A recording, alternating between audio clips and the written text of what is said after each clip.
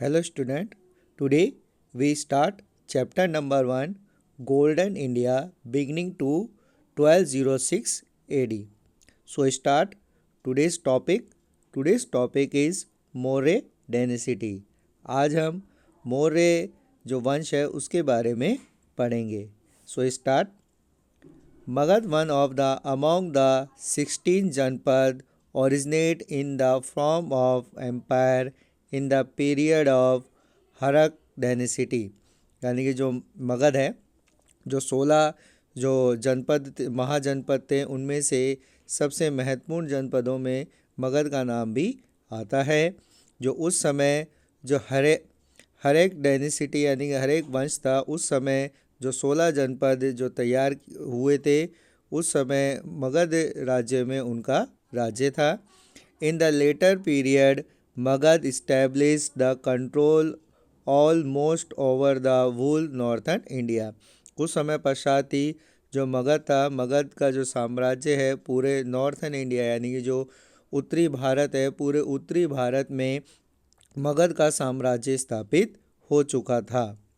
Establishment of Maurya dynasty. जो Maurya dynasty है यानी कि जो मौर्य साम्राज्य है उसकी स्थापना अप्रॉक्स 326 AD यानी कि लगभग 326 ईस्वी में मौर्य साम्राज्य की स्थापना हुई थी. On the throne of Magadha one famous king of Nanda dynasty was execute. यानी कि जो मौर्य साम्राज्य की स्थापना जो 326 ईस्वी में हुई थी वो एक बहुत ही गहरे लंबे संघर्ष हुआ था. मगध और जो नंद डायनेसिटी के राजा थे उनके बीच एक बहुत बड़ा संघर्ष के कारण मौर्य डायनेसिटी यानी कि जो मौर्य साम्राज्य उसकी स्थापना हुई थी. At this time north west India was isolated by Alexander. उस समय ठीक उसी समय जो अलेक्जेंडर यानी कि जो सिकंदर था उसका नॉर्थ वेस्टर्न यानी कि जो उत्तर पश्चिमी जो भारत है उस पे अलेक्जेंडर का साम्राज्य स्थापित था. Subject was suffered from the atrocity of the king. यानी कि जो लोग जो सफ़र कर रहे थे यानी कि लोग बहुत ही परेशान थे. जो किंग था उसकी एक्रोसिटी का मतलब उसकी जो तानाशाही थी उससे लोग बहुत परेशान थे. तानाशाही का मतलब होता है मनमानी. यानी कि जो किंग था या जो राजा था वो अपनी मनमानी करता था जिससे उस समय के लोग वहाँ पर बहुत परेशान थे. State people were unsatisfied with him due to the cause of the unequable burden of the tax. यानी कि जो वहाँ के उस राज्य के जो लोग थे वो जो राजा था उससे सेटिस्फाइड यानी कि उससे संतुष्ट नहीं थे क्योंकि उसके द्वारा कई ऐसे कर लगाए गए थे जिससे कि लोगों के ऊपर आवश्यकता से अधिक बर्डन यानी कि भार आ रहा था. यानी कि जो मगध था, मगध का राजा उस समय जो मगध में नंद डायनेसिटी का राज था और उस समय मगध का राजा जो था उसके द्वारा बहुत ही भारी कर लगाए गए थे. उस समय जो मगध का राजा था उसका नाम था घनानंद. यानी कि घनानंद से लोग बहुत ही असंतुष्ट थे. In such condition people of Magadha had need of such a person who could eliminated to crisis organized to do the foreign attackers and should present in ideal of चक्रवर्ती सम्राट. यानी कि उस समय लोगों को एक ऐसे व्यक्ति की ज़रूरत थी जो उन्हें फॉरेन अटैकर्स यानी कि जो विदेशी आक्रमण से बचाए. इस तरीके के एक चक्रवर्ती सम्राट की लोगों को ज़रूरत उस समय थी. Soon on the sky of Indian politics Chandragupta disciple of Kautilya emerge and established a new Maurya dynasty. उसी समय भारत की जो राजनीति के आकाश में एक नया सूर्य उदय हुआ जिसका नाम था चंद्रगुप्त, जिसने अपने गुरु कौटिल्य यानी कि जो चाणक्य था, चाणक्य का जो दूसरा नाम कौटिल्य भी है, तो जो कौटिल्य था उसके सानिध्य में उसके मार्गदर्शन में जो चंद्रगुप्त है उसने मौर्य डायनेसिटी यानी कि जो मौर्य साम्राज्य है, मौर्य वंश के उसकी स्थापना की। तो हम कह सकते हैं कि जो मौर्य वंश के उसकी स्थापना चंद्रगुप्त मौर्य के द्वारा की गई थी।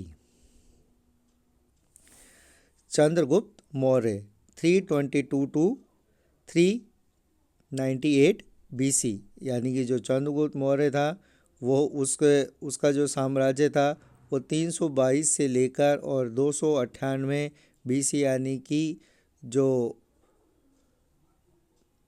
तक रहा था।